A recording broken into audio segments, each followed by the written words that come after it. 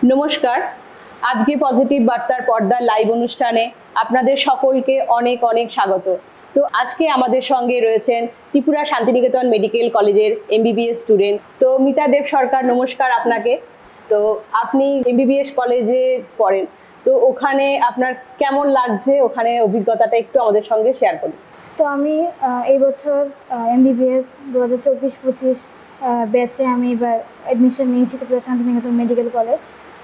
এই কলেজের এক্সপিরিয়েন্স আমার খুবই ভালো, যেহেতু একটি নতুন কলেজ, নতুন ইনফ্রাস্ট্রাকচার, সব কিছুই নতুন, সব কিছু সারাটা কলেজে সবুজে সাজানো, বিভিন্ন নতুন নতুন যন্ত্রপাতি আছে যেখানে আমাদের বিভিন্ন ক্লাস এবং সব কিছু করতে খুবই সুবিধা হয়। এখানে আমাদের ক্লাস এবং অন্যান্য যা আছে, যেমন লাইব্রেরি থেকে শুরু করে সবই নতুনত্ব। এখানে আমি এসে অনেক নতুন নতুন জিনিস শিখতে পারছি, বিভিন্ন মানুষের সাথে কমিউনিকেট করতে পারছি, বিভিন্ন মানুষের বিভিন্ন চিন্তা ভাবনা বুঝতে পারা, নতুন নতুন জিনিস শেখা, সেটা একটা আলাদাই এক্সপিরিয়েন্স আমার জন্য। তো এটা আমার লাইফে বলতে গেলে একটা নতুন একটা ধাপ। তো এটা পেয়ে আমি খুবই আপ্লুত, এবং প্রথমত এই বিশেষ পাওনার জন্য আমি আমার মা বাবা এবং আমার ঈশ্বরকে ধন্যবাদ জানাতে চাই, এই একটা সুন্দর একটা প্রফেশনে আমাকে এখানে এসে আনার জন্য। ধন্যবাদ। তো আমি বলবো, আপনি এই যে এমবিবিএস পড়াটা আপনার লক্ষ্য হয়ে উঠেছে এখন, তো এটা কি ছোটবেলা থেকেই ছিল লক্ষ্যটা, না কিভাবে এলো এই লক্ষ্য আপনার জীবনে, সেটা একটু আমাদের সঙ্গে শেয়ার করুন। অ্যাকচুয়ালি এমবিবিএস এর ব্যাপারটা আমি দেখেছি আমার ফ্যামিলিতে কিছু আমার আছে যারা এরকম ডক্টর বা এটা একটা ব্যাপার। আর দ্বিতীয়ত ব্যাপার হয়েছে, এই 2019-এ আমাদের কোভিড মহামারী গেল, সবাই আমরা অবগত আছি। তো সে ব্যাপার থেকে আমি দেখলাম এখানে ডাক্তার হওয়া যে ব্যাপারটা, তার যে কত একটা বড় ইম্পর্টেন্ট রোল প্লে করে, তা তা মনে হলো আমার এখনো শরীর গায়ে এখনো কাঁটা দিয়ে ওঠে। তো তার যে একটা ইম্পর্টেন্ট রোল লাইফে, সে বলতে গেলে ভগবানের আরেকটি রূপ। একদম ভগবানের, আমাদের কোভিডের সময় বলতে গেলে ভগবানের কাছে আর কোনো সলিউশন ছিল না, একমাত্র বলতে গেলে ডাক্তার যা করবে সেটাই ফুল এন্ড ফাইনাল। তো এটা থেকে আমার খুবই মনে ইচ্ছা হয়েছে, এখান থেকে আপনি ইন্সপায়ার হয়েছেন যে আমি ডাক্তার হব। তো আপনার ইচ্ছা কি ভবিষ্যতে ডাক্তার হয়ে আপনি কোথায় আপনার এই প্র্যাকটিসটা শুরু করতে চান? আমি আপাতত এখন প্রথম ধাপে একটা শুরু করেছি, তো আস্তে আস্তে নিজের পরিশ্রমে যেখানে আমি যেতে চাই, সেটা তো আমার একত আমার নিজের পরিশ্রম, আর দ্বিতীয়ত ভগবানের ইচ্ছা তো 100 বার। তো ওনার এই দুইটা মিলিয়ে যেখানে আমাকে নিয়ে পৌঁছায় আমি সেখানেই যাব।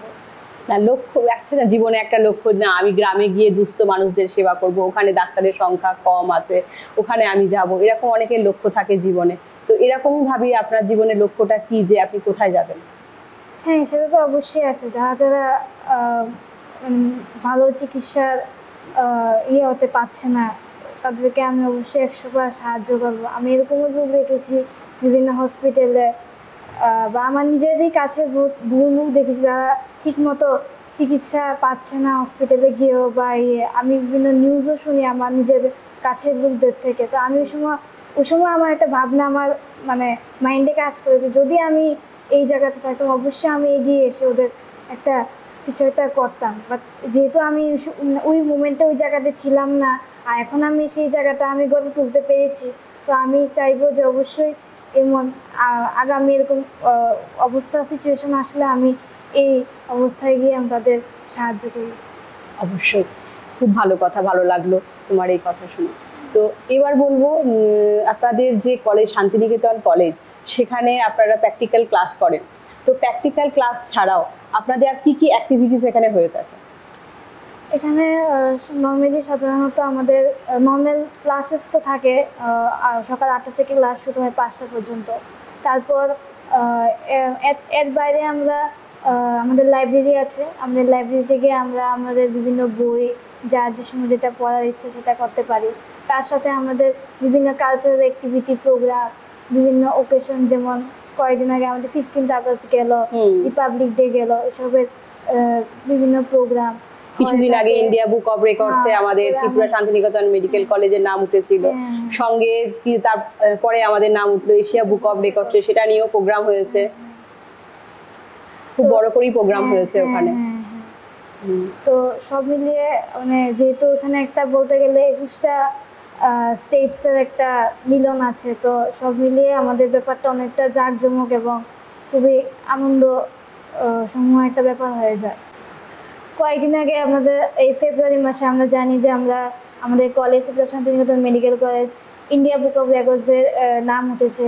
তো 11 ফেব্রুয়ারি আমাদের এই কলেজকে প্রাইজ দেওয়া হয়েছে সেটার জন্য। তো সেটাতে অ্যাকচুয়ালি আমাদের মেইন মোটিভটা ছিল যে এটা আমাদের ত্রিপুরাতে, মানে অল ওভার স্টেটের মধ্যে ত্রিপুরা একটা স্টেট, এটা একটা ফার্স্ট কলেজ নিউলি ওপেন, যেটার মধ্যে একদম হাইয়েস্ট এনরোলমেন্ট হয়েছে কলেজের মধ্যে 150 স্টুডেন্টসের।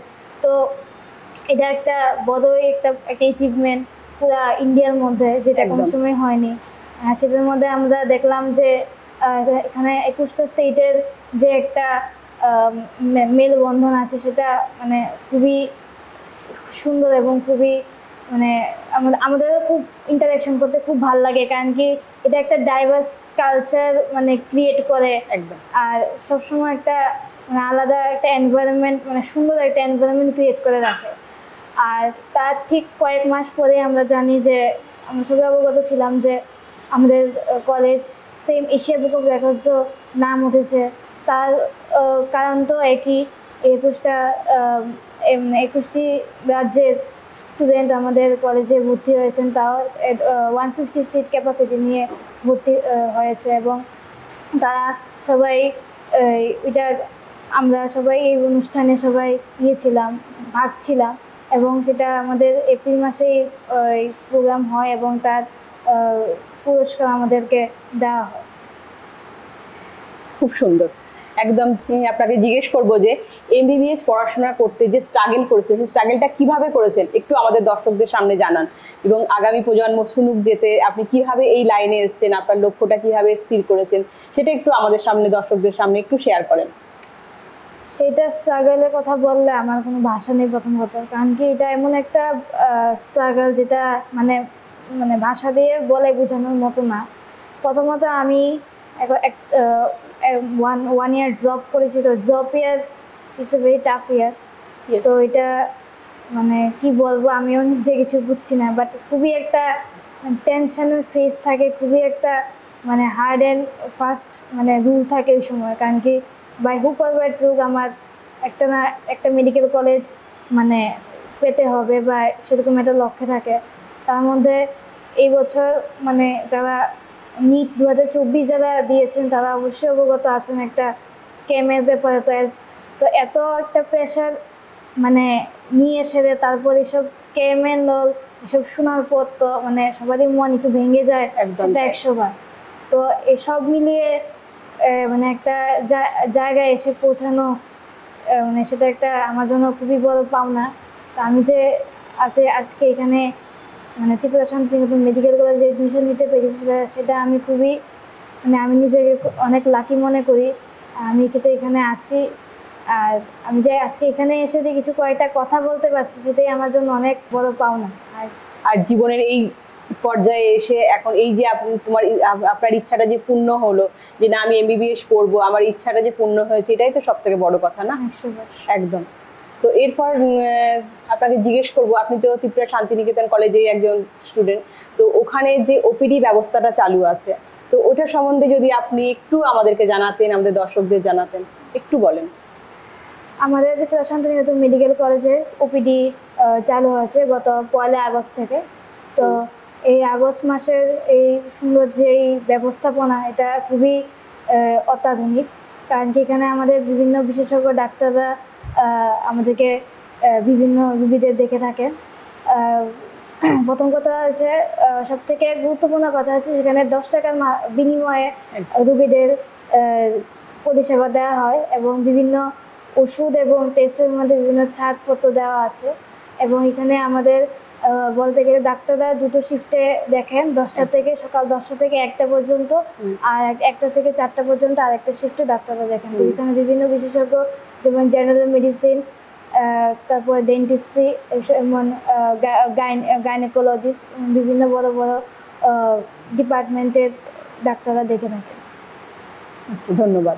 তো এবার বলবো আপনাকে, আপনার লাইনটা কোন দিকে যাওয়ার ইচ্ছা? আপনি এই যে বিভিন্ন ধরনের যে ডাক্তারি পড়ার লাইন আছে, তো আপনার লক্ষ্যটা কি, কোন দিকে যাবেন মনে করছেন আপনি? আমার বেসিক্যালি প্রথমত আমার মেইন টার্গেট হয়েছে আমার এমবিবিএস কমপ্লিট করা। তো এমবিবিএস কমপ্লিট করার পর আমি পিজিতে তো অবশ্যই আমি বসবো, ট্রাই করব।